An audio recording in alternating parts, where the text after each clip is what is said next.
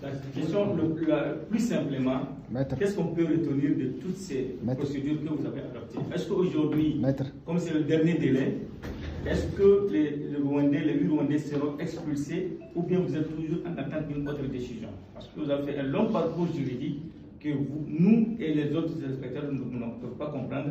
On veut savoir clairement, seront-ils expulsés ou ils sont toujours dans l'attente? Parce que c'est le dernier jour aujourd'hui. Oui. Il n'y a pas de dernier jour malheureusement, parce qu'il n'y a pas de délai. Il n'y a pas de délai. Je viens de vous lire la dernière ordonnance qui est intervenue, qui dit qu'on ordonne à l'État du Niger de respecter l'accord jusqu'à ce que la question soit définitivement tranchée. Qu'est-ce que ça veut dire? Jusqu'à ce que le dossier soit purgé au fond. Et aujourd'hui, que ce soit au Niger ou sur la scène internationale, on n'a pas de décision au fond par rapport à ce dossier. Donc, qui a fixé un délai à l'expulsion? Le mécanisme, dans son ordonnance du 31 décembre, a suspendu l'exécution de la décision du Niger, son arrêté d'expulsion, jusqu'à intervention d'une décision au fond.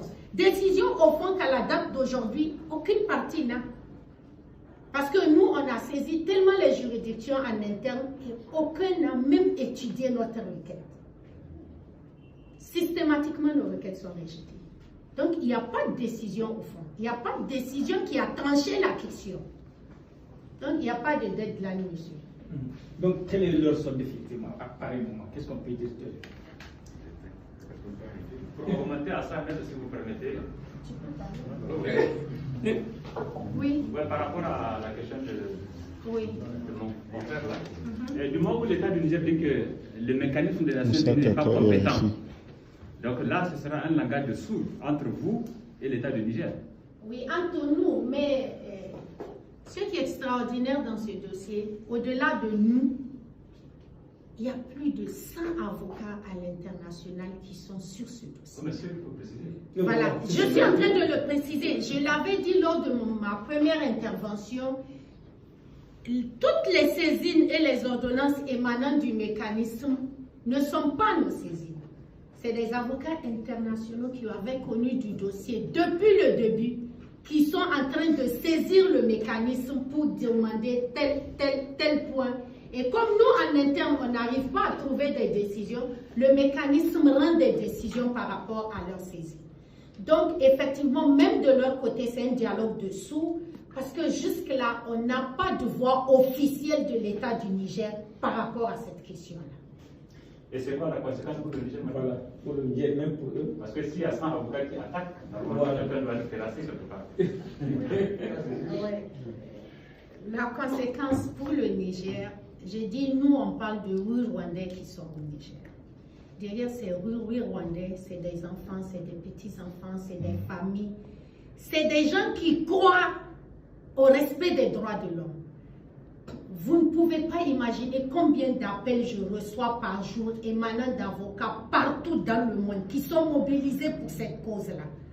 Parce que nous croyons à la justice. Et nous croyons au fait que c'est la justice qui est le sentinelle, qui est le rempart contre les injustices.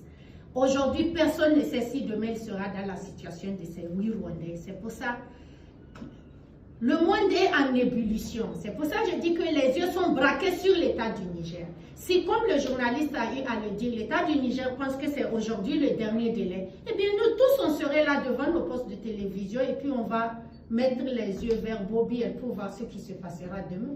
Si la compréhension est que c'est demain le dernier délai, ils seront expulsés, ok. Mais vers quelle destination d'abord? C'est surtout ça la question la plus importante. C'est ça qui taraude mon esprit depuis que j'ai pris ce dossier. Ils seront expulsés vers où? Là, le Rwanda est contre leur présence au Niger. Mais le Niger ne les a pas pris au Rwanda. C'est à Arusha que le Niger les a pris. Où est-ce que le Niger va les ramener? Tout ça, c'est des questions qui demeurent sans réponse. Ni moi, ni les avocats internationaux, personne n'a la réponse à ces questions. Maître, au-delà du fait que, puisque apparemment et vraisemblablement, cela dépasse le cadre judiciaire, le dossier judiciaire, est-ce que vous pensez qu'il y a une pression politique, une pression du régime de Kigali sur le régime de Niamey? Et vous avez parlé d'un précédent. Est-ce que vous faites allusion au cas du fils de Kadhafi? Oui.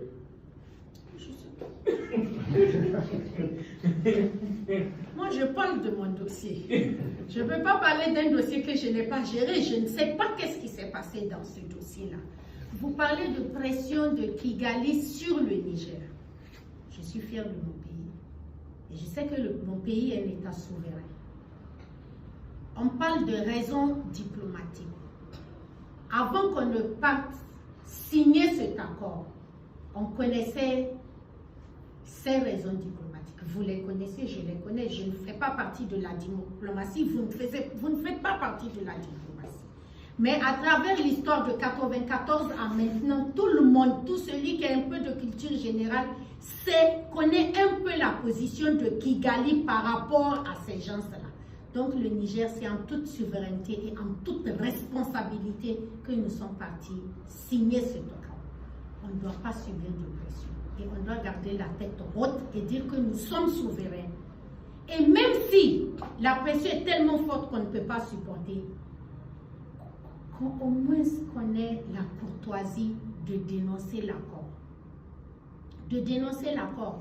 L'accord dit dans son article 6, si même ces gens ont enfreint les règles du Niger, le Niger doit saisir le greffier du mécanisme par écrit pour l'informer des violations de ces règles et en partenariat, en accord avec le mécanisme, trouver la solution appropriée à ce problème. Ce qui n'a pas été fait dans ce dossier. Mes clients étaient venus à Niamey le 6 décembre. Le 27, on leur notifie leur départ. Le mécanisme n'était même pas au courant. Donc, nous sommes en train de violer la procédure par rapport même à l'accord. Merci. On va faire un détail là, madame l'avocat. Pendant un mois, le système des Nations Unies n'a pas trouvé une solution pour ces 8 Rwandais. À partir du moment où le Niger refuse d'obtempérer aux résorptions du mécanisme des Nations Unies, comment expliquer que pendant un mois, 2 mois, les Nations Unies, tout grands qu'ils sont, n'arrivent pas à trouver un autre pays en cas de cas ou bien les ramener à Arusha, ou bien les amener à New York, le siège des Nations Unies. Tout ça, c'est des possibilités, je pense.